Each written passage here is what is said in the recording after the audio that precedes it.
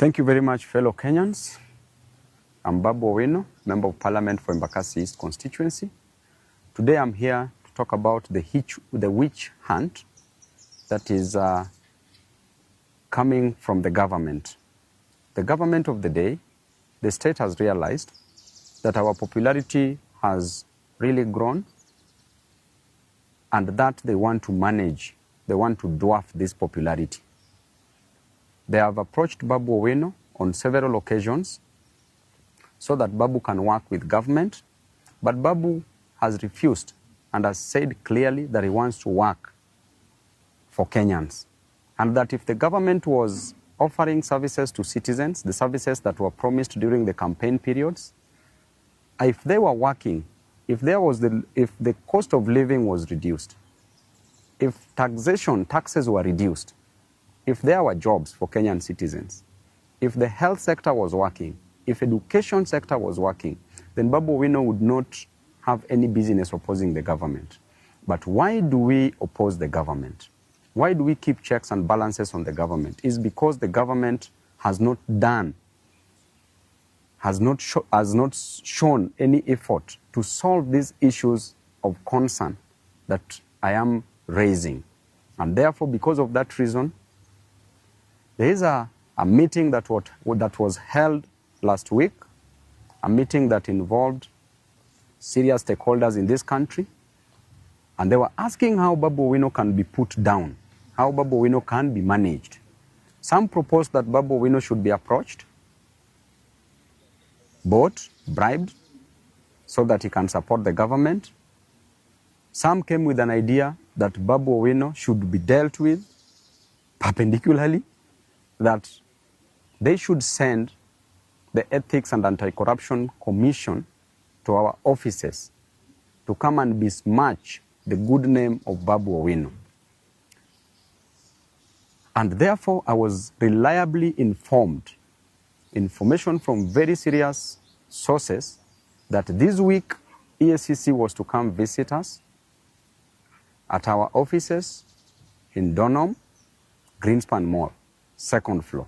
If not this week, then next week they are to come, or any other time that they will deem fit. And the intention is very clear, that we need to put Babu down. We need to tell the public that there are corruption allegations in Embakasi East office. And I want to tell you clearly that the Auditor General produced a report for all the constituencies, the 290 constituencies in this country. And the lady, you know how she works, she can't be bribed. If the government cannot bribe her, then Babu Owino automatically cannot bribe this lady, and she's been doing a great job. And the report was clear, and I want to read to Kenyans this report from the Auditor General. I want to go to the conclusion because this is a public document. Report on lawfulness and effectiveness in use of public resources. Conclusion. As required by Article 229, Sub-Article 6 of the Constitution, based on the audit procedures performed, except for the matter described in the basis for conclusion on lawfulness and effectiveness in use of public resources section of my report, I confirm that nothing else has come to my attention to cause me, the Auditor General, to believe that public resources have not been applied lawfully and in an effective way. If this report came from the Auditor General and it is a public document, then why does the government want to use EACC to come and intimidate Babu Owino? I want to tell the EACC that you are an independent body. Do not get involved in this politics. And by the way, the office is very open. Anytime you want to know about any project in Embakasi's constituency, we have done all the projects that we advertised in Embakasi's constituency. And there is a clear procedure on how the tenders are awarded in any public office. All the procedures as confirmed by the funds manager, as confirmed that all the procedures were followed. There is no any conflict of interest. None of my companies has been awarded any job in Embakasi's constituency. None of my friends' companies has been awarded in Embakasi East constituency because there's a laid down procedure on procurement process. And in the procurement process, in that committee, there's a person that comes from the public works. Public works is an appendage of the national government. There's a person that comes, there's a procurement officer that comes from Nyayo House under the Ministry of Interior. That is Office of the President directly. Who determines who is to be given what? And in this country, if you are in opposition, there's nothing you can influence, even if you wanted to influence. And therefore, if the government wants to come for me, I want to tell you that you've come for me severally. This is not any news to me. I have faced so many things within the court corridors.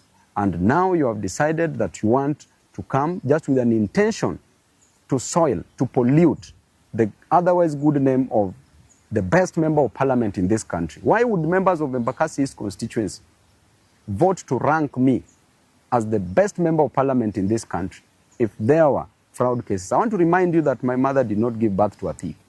I did not come to Nairobi to steal money for Embakasi East constituents. I did not come to Nairobi to frustrate my people or Kenyans. I came to Nairobi to study, and I got a job as a member of parliament for Embakasi East constituency. And therefore, my work in Nairobi is to work for my people. My work in Nairobi is to ensure that my people goes to school. Our children goes to school. And there is no any constituency in this country that gives bursary in the most transparent way like Embakasi East constituency. I go there, I produce forms to every ward, issue forms. This other one, 2024, 2025, we had 25,000 applicants.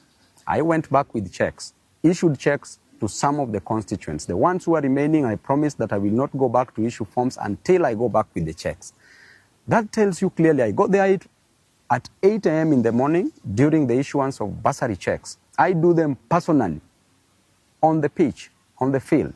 So there is nothing. So EACC, we know the officers that are being used, both at the national level and at the county level. You need to start investigating the county of Nairobi where money is stolen on a single second, single minute, single day, single month.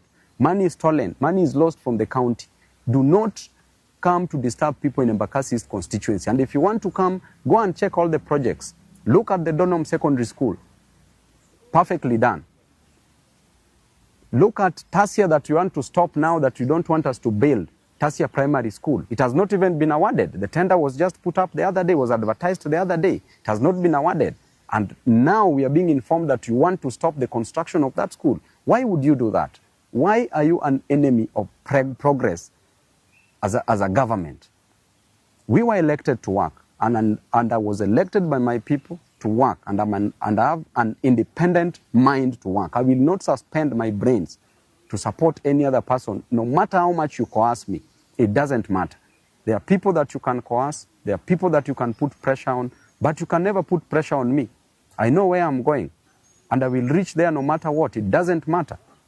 And I want to tell you, the EACC, keep off this war. This is not your war. Don't be used, don't be misused, don't be abused into doing things that is not within your mandate. Right now, why don't you go and consult with the Auditor General on this report? Why do you want to come and intimidate people in Embakasi East constituency? And after all, the much you can do is just to take somebody to court. What else can you do? So mwachane na upuzi na ujinga mingi watu wa EACC. Thank you.